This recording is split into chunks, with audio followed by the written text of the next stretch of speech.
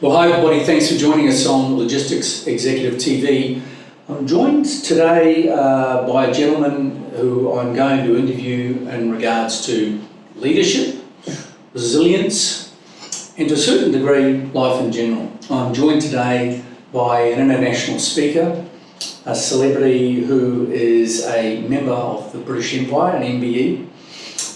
It's quite rare for those of you outside of the Western world, who's presented by the royal family to individuals for certain levels of achievement in different areas. He's an executive coach, he's a mentor, he's a trainer, and all-round good guy. Mark Colbourne. Thank you very much, Tim. Thanks for joining us. Welcome, everybody.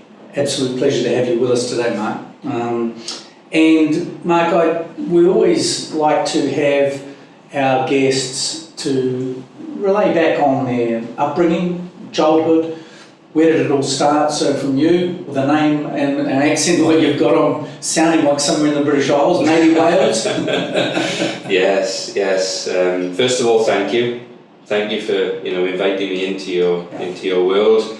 Thank you for everybody listening, watching, wherever you are in the world. Obviously, thanks to Kim. It's great to connect with you all. So I feel very grateful, to share my information and some key messages with you today. So to answer your question, I'm from Wales in the United Kingdom. For those of you that may not know where Wales is, it's actually one of the smallest countries within the United Kingdom. Population almost around 3.5 million, so quite a small population, but has a very strong industrial background for the last probably 200 years, with regards to steelworks, ironworks, coal mines, pits, but predominantly heavy industries. So that was my experience of childhood, growing up, growing up in the dirt, dirt of South Wales. And I think you folks bat above your weight in terms of sport as well. I mean, famously beat the All Blacks from New Zealand some time back, way back. Yes, when I was a boy. We've got a decent rugby team. Depends on obviously what kind of mindset they turn up with. But we've done okay. We punch well above our weight. So the upbringing in the valleys. We hear about the valleys of Wales. Yes, the South Wales valleys, obviously very heavy in, obviously, as I said, industrial revolution. From the steelworks to the ironworks to the pits and the mines and the coal boards.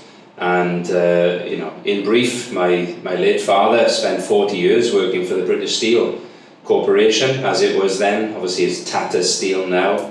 And my late mum was actually a school caretaker, for a long, long time. So I've come from a working class family, but I guess having no brothers or sisters, yes, I was probably spoilt, but that wasn't my fault.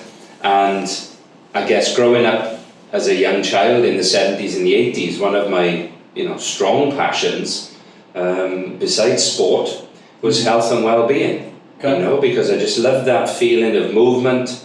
I loved the feeling of feeling strong, feeling healthy, and that then just led me into various sports, not just rugby, but football, athletics, triathlon, rock climbing. Probably did a bit of everything, but thoroughly enjoyed it. Good stuff. So you were born in 1969. Correct. Did a little research. Yes, correct. About 40 years after that? Was it 30 or 40 years? 40, yes. Yeah, 40 years. You were a paraglider as well. I was. One of my childhood passions, besides chocolate and sport, was the feeling that maybe, just maybe, that one day I could qualify, as a paragliding pilot, to have that Peter Pan moment. I just wanted to fly. Unfortunately, my education didn't allow me to go on to university and become a pilot, an airline pilot, which was one of my desires, but I could qualify as a paragliding pilot just to have that Peter Pan moment, the feeling, just the feeling of flight when your feet leave the floor. Sure. It's nothing like it, You're a busy guy at that point. I understand you've got a senior executive role at that point and you're paragliding, and on a certain day in 2009, it all changed. Yeah, I'll take the audience back, for the people listening to the podcast and the audience watching, on the video. It was the 2nd of May 2009, which in the UK was a bank holiday weekend. Day before my birthday. No way. Oh, I didn't know that. I genuinely didn't know that. So the weather in the UK, we had wonderful weather, 22, 23 degrees, blue skies, just a perfect weekend for paragliding. And we'd flown on the Saturday for most of the day, and then around 5 p.m. we decided to go back up and just have maybe the last 45 minutes of flight before the sun sets. Just one more. Just one more. And we love this, we love this word hindsight, don't we? And within 20 minutes I was flying across the top ridge, just enjoying the moment. And I flew into what they call a crosswind. Now a crosswind, for the listeners and the audience, is where two air streams fight for the same space. So it's almost like black ice. For anybody that's ever driven over black ice, it's not nice because you don't expect it. Yeah. You don't know it's there. Can't see it. But in flying terms, in a crosswind, yeah, it's not a good place to be. But you can't see it, you can't feel it, but it's there. So you're flying, hit the crosswind, you stop. Well, yes. So I'm travelling at around sort of 30-35 kilometres an hour, 15 metres above the ground. And I remember pulling on my left brake and the canopy turning to face the wind, the wind coming in. Where it should have been. Where it should have been, and it basically blew my paragliding canopy inside out. So imagine 15 meters above the ground, going from being in a calm, collective state to then almost this state of fear because the canopy collapsed. Well, obviously there's only one way I'm going to go, and that's obviously downwards onto grass, and it took probably 2 seconds, probably around 2 seconds, and I can still see the grass coming up now at a rate of knots, and just seeing my flying boots, as I'm looking down, and then just this almighty thud, and that was me hitting the floor. Yeah, fell off my mountain bike last year, and it was from 2 feet down. And that gave me a deep concern, quite a serious injury from that. It's not nice. What happened to you? Yeah, it's crazy. It really is, and you don't have time to think. You just prepare. It's the airline safety message: brace, and that's probably all I thought. Next thing, just this almighty thud. Yep. And then to add insult to injury, the canopy re-inflated, and I got dragged for, maybe 90 metres, 100 metres across, just across the grass like a rag doll in a washing machine, fully conscious, and then it finally stopped after 8, 9, 10 seconds. Okay. And that's when that's when the reality really kicked in. Yep. Okay. What was the damage?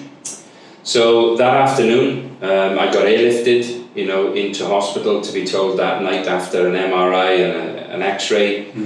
That unfortunately I'd broken my back. And when somebody gives you that kind of news, it doesn't really sink in to start with, because one, I was in no pain thanks to the morphine. Secondly, I'm in total disbelief because we all think we're invincible. We all think we're invincible. And just lying in that hospital bed, totally paralysed from the waist down that night, trying to explain to my parents, exactly what I'd done, because my mum was crying, I was crying, and my dad, I'll never forget, leaned over to me and he put his hand on my shoulder and he says to me, I told you, didn't I, to be careful. Thanks, Dad. Thanks. And I said, look, now is not the time, okay, now is not the time. So that was the start, of the journey, and being told that I'd broken my back that night was heartbreaking, So life changes for Mark Colbourne. And at that point I understand you decided to get up and get going as opposed to sit down and stop, and you pushed into new frontiers of sports achievement. Yeah, and it Tell us about that. It took a long time in hospital for me to overcome the dark times, the depression, the mental health challenges of what people go through when they have a near fatal accident. And having spent 94 days on my back, 6 months in hospital, 12 months to learn to walk again.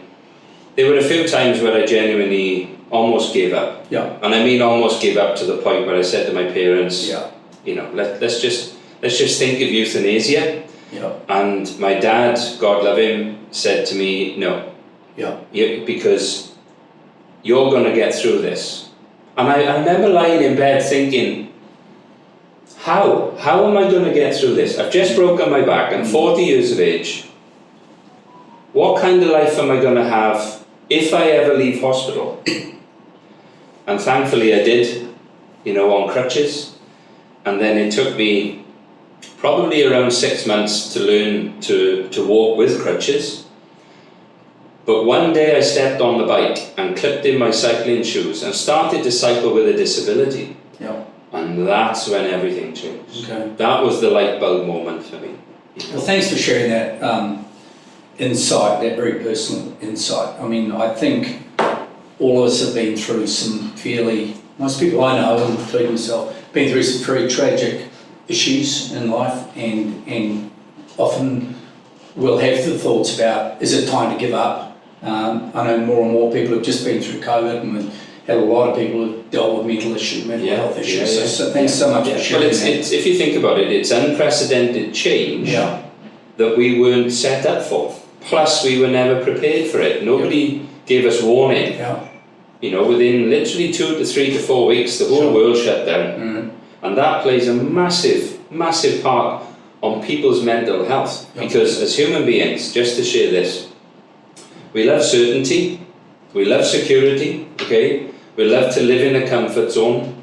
We don't like change because we just don't like that feeling of uncomfortableness, okay? And yet, as human beings, we're absolutely designed for change because we can change our approach, whereas another animal or another primate, they can't do that. You know, but we don't like that feeling of change. So it's so true, and you know, really resonates, I'm sure, with many people, certainly with myself. In times of dramatic change, even now, it just seems every few months the world is having mega changes, step changes, all the time. The whole range of things going on at the moment, as we know. So let's just jump forward now. So you've taken up this amazing sporting career. You were at the World Championships at 2011. 11 into 12, So 12. So in a very short period of time, you become an elite rider in a class. I think to give the audience an insight, for that 30-year period from the moment I started competing in sport at the age of 10, 11, 12 in school, I knew I had something to offer. I just didn't know what it was and when that opportunity was going to arise. Okay. So in 2010, I made a decision not to go back to work, but to commit 100% on maybe, and I'll share this, maybe making it to the London 2012 Paralympic Games. Okay. And my parents thought there was something wrong with me, because they both said, "Are you crazy? You've just broken your back. Come on, surely you've learned from that." But I knew in my head and my heart that if I followed my dream and followed my ability and my self-belief to achieve something, that's all I wanted to do was just get there, just to be part of it. A home games, in my backyard, the Paralympics, Olympics, biggest sporting event on the planet. And I just wanted to be there. Sure. So that decision was made. I was very privileged to have some great coaches around me, and I still say this now, you know, we're almost 12 years on now, that Neil Smith, who was my first cycling coach, who was still one of my best friends, was the catalyst. Okay.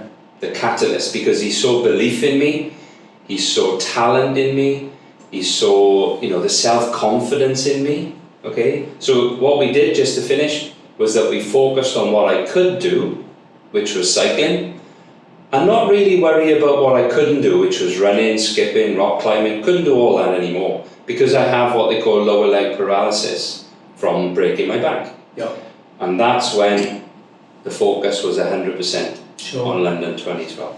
So London 2012, you were in the medals there. In the mix. Yeah. You were in the mix. Yeah. But you had higher aspirations, and you ended up right at the top of the pile. This is crazy because I was selected for the World Track Championships in Los Angeles, which was February 2012, so 7 months before the Games.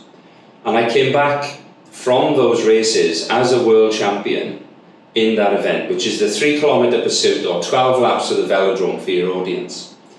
So going into the Paralympics in London, you know, that wonderful, wonderful summer of sport, as a world champion, there was pressure.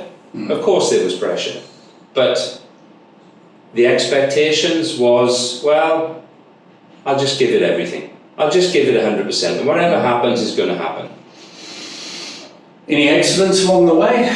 Well, unfortunately, my late father passed away a day before I won the World Championship. So think of the process, think of that 2-year process of breaking my back, losing my best friend, my hero, my go-to guy, my inspiration. Was heartbreaking.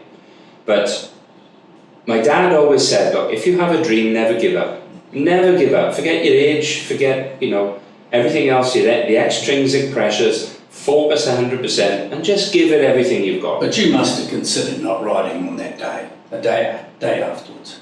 Oh, 100%, 100%. And the conversation I had with British Cycling, and I can share this if that's okay, sure, is working with Professor Steve Peters, you know, who's the psychologist and psychiatrist for British Cycling. When my dad passed away, my coach then called Professor Steve Peters to explain the situation. So he comes on the phone and he says to me, Mark, I've got 3 questions for you. I need an answer. Because do we fly you home from Los Angeles back to Wales? Are you going to stay and not race because your head's just completely not in the right place? Or are you going to stay and race for your country? He said, but either way, your dad's not coming back. This is reality, okay, not perception, this is reality.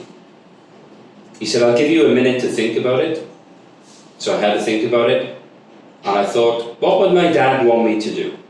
My dad would want me to stay and race for my country, because that was my childhood dream.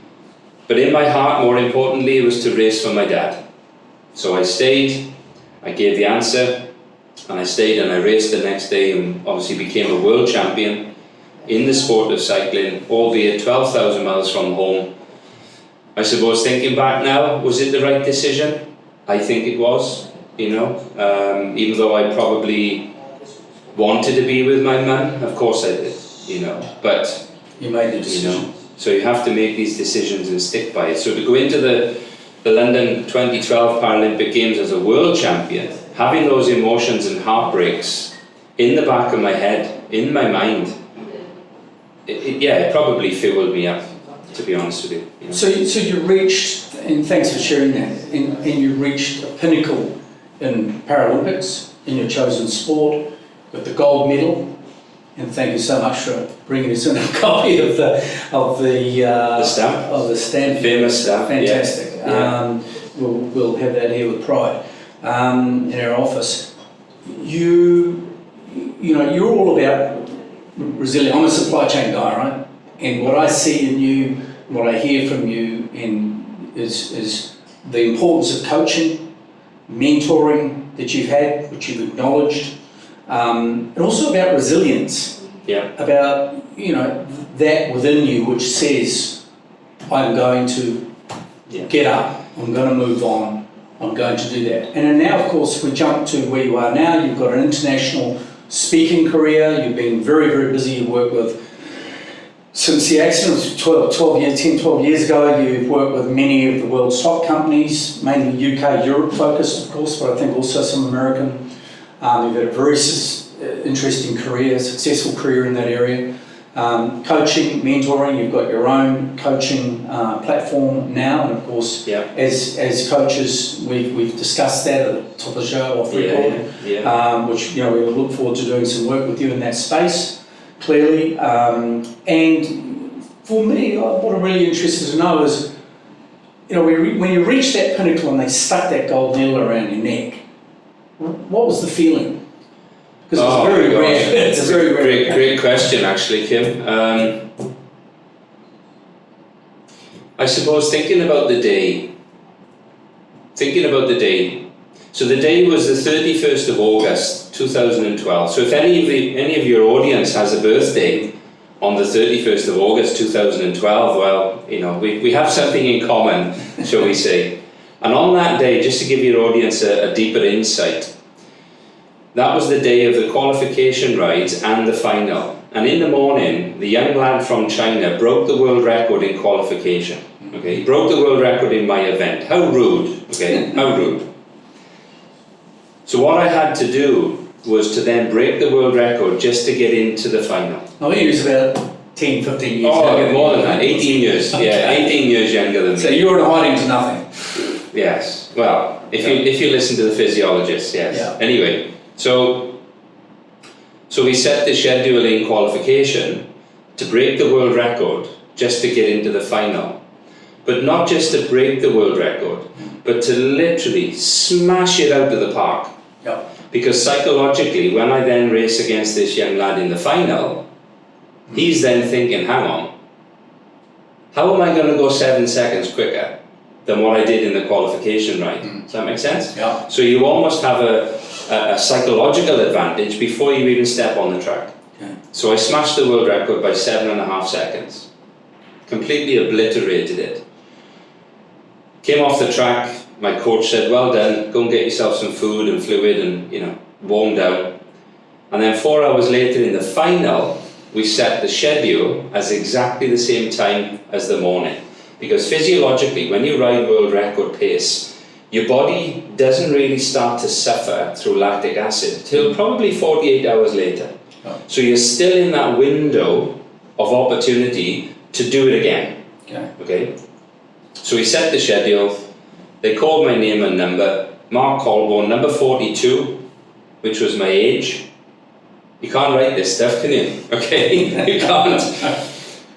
Can you come to the start line, we're ready for your 3-kilometre individual pursuit final. And I'll never forget sitting on the bike in the gate, on the velodrome track gate, and my coach comes over and he says to me, are you ready?